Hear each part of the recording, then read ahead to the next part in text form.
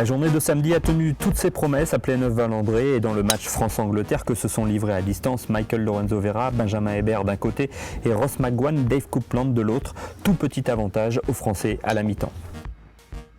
Associés dans l'avant-dernier groupe, les deux joueurs du Sud-Ouest ont fait une excellente partie, se rendant coup pour coup.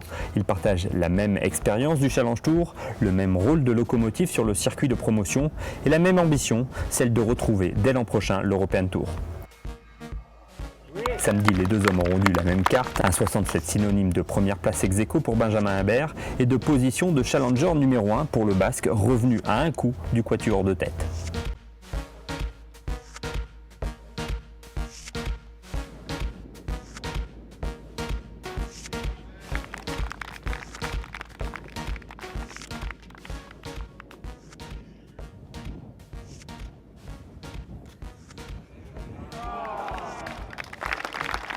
Une bonne journée, non, j'ai très bien joué, je suis très bien parti en fait, je fais 2 birdies sur les 3 premiers trous et puis ouais, une bonne ambiance, c'est sympa, il y a du public donc ça fait plaisir et puis jouer avec Mike aussi c'était bien, on s'est je pense cette fois-ci tiré vers le haut et donc c'est une bonne chose.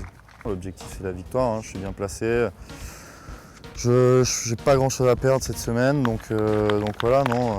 Ce qui serait bien évidemment c'est de faire un bon résultat pour me mettre à l'abri dès cette semaine pour le tour l'année prochaine. Il faudra être vigilant demain sur les mises en jeu et puis je pense que voilà, les drapeaux vont être compliqués. Là cet après-midi les greens ont commencé à sécher donc faut anticiper un petit peu le rebond de la balle sur les greens et pour essayer de se mettre à hauteur des drapeaux, donc c'est pas évident.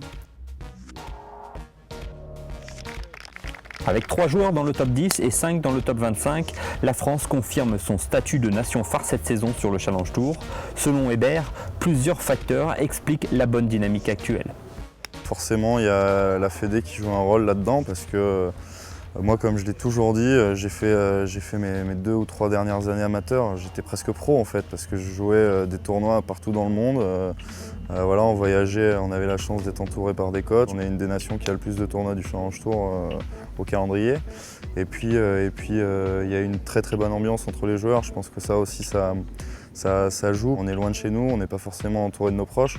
Donc partir en tournoi avec des bons copains comme il y a cette année sur le Challenge Tour, ça nous aide forcément à se sentir bien sur les tournois.